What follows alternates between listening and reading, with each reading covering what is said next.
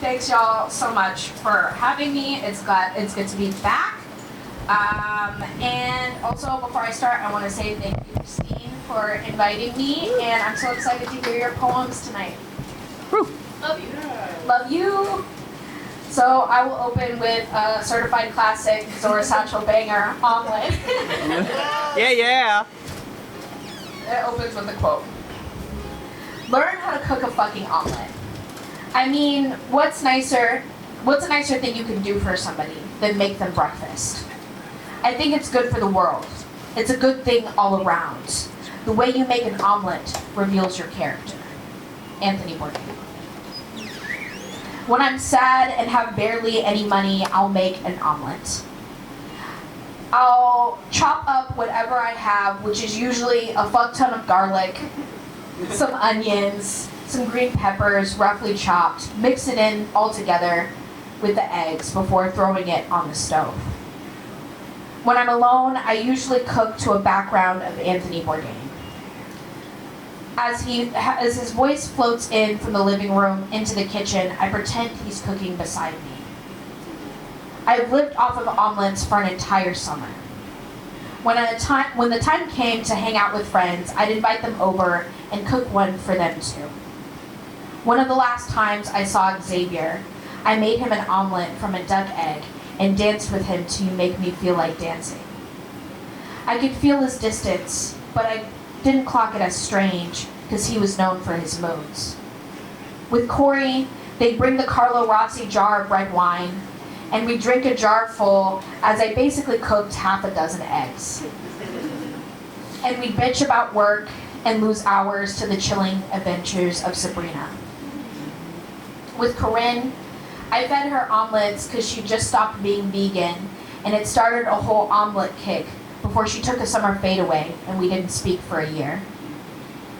I look fondly at all these meals we shared, and I hoped whenever she made them, she'd think of me and remember I'm always there. I share food as though I am sharing my heart. Even in losing them, I cannot bring myself to regret it.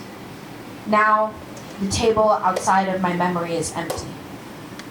Anthony's voice fades as the episode ends, and the kitchen silent, but for the sizzle of eggs hitting the pan.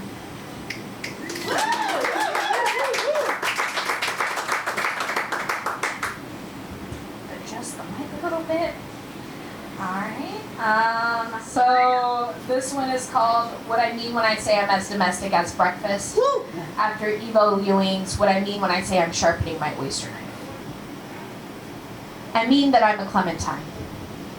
What I mean is I take up a deceiving kind of space. I fit in your hand, I'm bright, and I catch your eye like a pretty little warning. You're afraid to take your nails to my skin.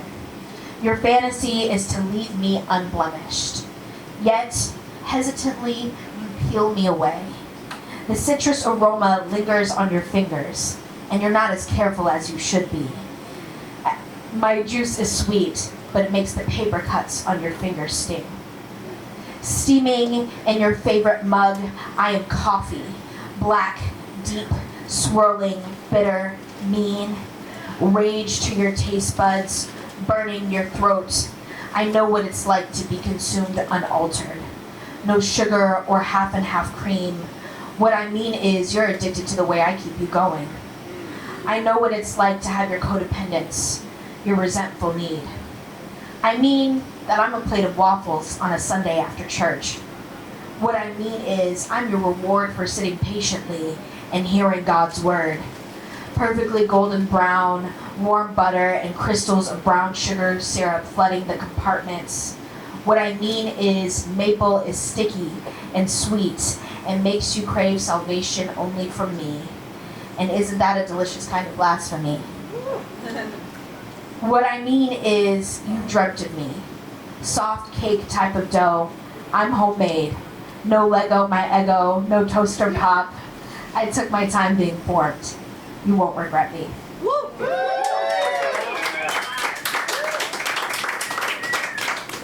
I'm glad you liked it, or whatever.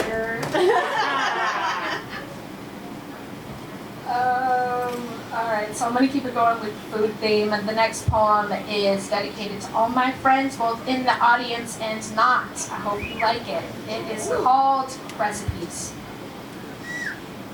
Recipe, meaning map, meaning history, meaning a trail of flavors through my memory, meaning steps and instructions to my heart, meaning an invitation to rest your head at my table, meaning your hands resting in mine, meaning a shared clementine, meaning breakfast tea and omelets and bologna sandwiches, meaning I made a new stew half awake and I'm anxious over all my mistakes, but you take a bite and say you love it anyway, meaning a walk together down grocery aisles, both familiar and not, the shared excitement for new ingredients and secret tips for seasonings, meaning I'll take this rainy day and convert it into warm soup and a hug. We've cried with the sky and the salt will be released in returns, meaning I love you, I love you, I love you, and I'm always there for you. So sit and eat and drink and let me share my recipes.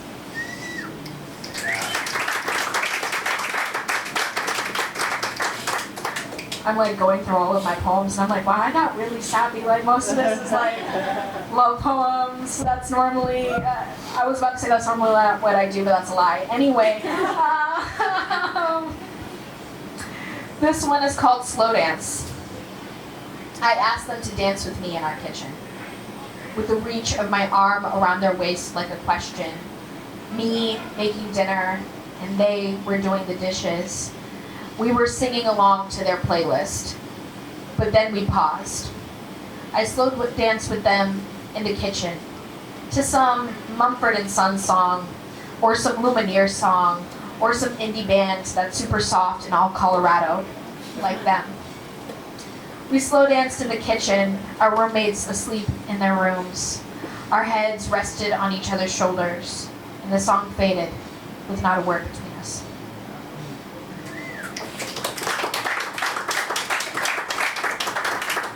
Alright, I think I'll go into another oldie but goodie. This one's my first published poem. It's called Ocean's Offerings. I have to resubmit it because the magazine I submitted with went defunct. They no longer exist. R.I.P. Pussy Magic Magazine. So this one's called Ocean's Offerings. I grew my hair out, down to my knees. The curls stretch and become the ocean waves, heavy with tightly coiled coral reef heartache and seaweed truths knotted at the roots. I brushed it every day, combed through each black strand. I took the time to care for each spiral, nurture each secret, anointed my scalp with oils of coconut and lavender so the skin may be strong enough to carry such weight. I braid these waves into the still water crown, each braid boxed at the root, a singular wish wrapped together like a promise. I grew my hair out as an offering to her, this oracle of revelations. Her three faces of fate hold time itself. Her skin, black obsidian, fathomless in its reflecting light. Her nose wide like a yam. She couldn't have been taller than I, yet she towered above me, larger than life. I offered her my hair, my still water truths heavy on my head. Her hands reached out to me and rested on my cheeks. She says, "Must you carry all this? Water must never stay still."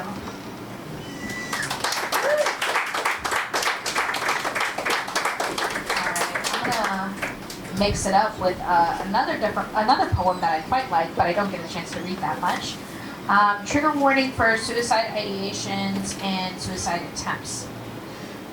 This one's called During Our Autumn X-Files Marathons. During one of our Autumn X-Files marathons that she tells me that she got a tramp stamp of Mulder's face. She stands up fast, flipping up her shirt to reveal what her low-rise jeans can't hide. The art is pretty realistic. I laugh and I laugh and I laugh and laugh. But this never happened. Instead, her first tattoo was of a butterfly. We sit in the library as I inspect it. She got it during spring break. It flies just above the waistband of her jeans, right on the small of her back. The lines are fading like a scab beginning to fall away. The ink a little patchy. She moves away for college that summer.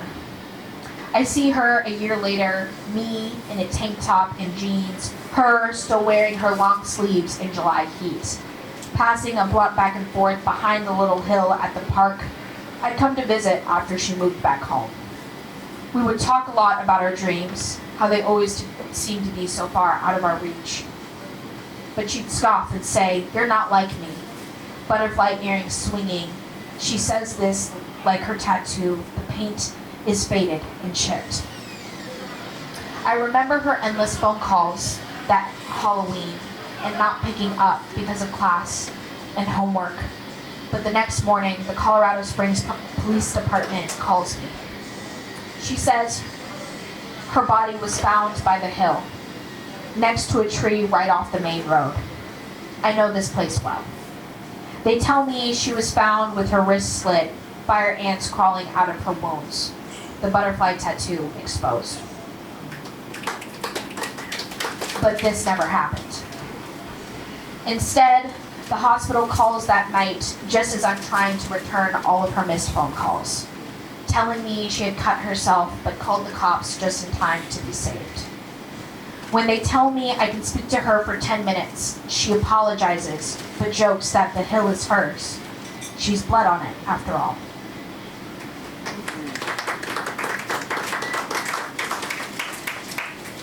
Also a newish poem in the sense that it is not published and I have only read it to a public audience once. So this one is called Dildo by Daylight. Yeah! The first time I topped, it was with a Sailor Moon glass dildo.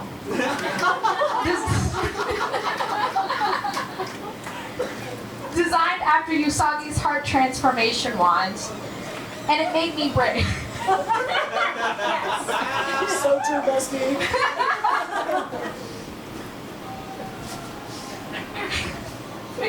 Okay. And it made me brave. Wait, no, lost my place. Hold on. Okay, we're back. I'll start over. Dildo by Daylight. The first time I topped, it was with a Sailor Moon glass dildo, designed after Usagi's heart transformation wand, and it made me brave for a woman who desired other women. I've been anxious about what I felt was my inevitable failure to bring them pleasure. But with the dildo in my sticky loop hands, I was the most powerful version of myself, conjurer of gasps and moans. I still need to learn how to not be too serious, and remember to not fear failure, or worse, embarrassment, but embrace it, otherwise risk not being seen. And seen we were. Her bedroom door opened to the shared backyard where her neighbors were setting up for a party. They shuffled and talked and laughed, and just as I was about to make her come, just as she was on the brink of falling, we realized the neighbors had a face full of my ass. An earful of moans, and we burst out laughing, fell onto the floor and out of sight. She said she'd get a curtain for next time.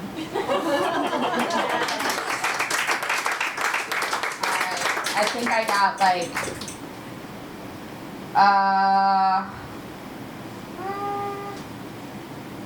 maybe one more poem. Let's see.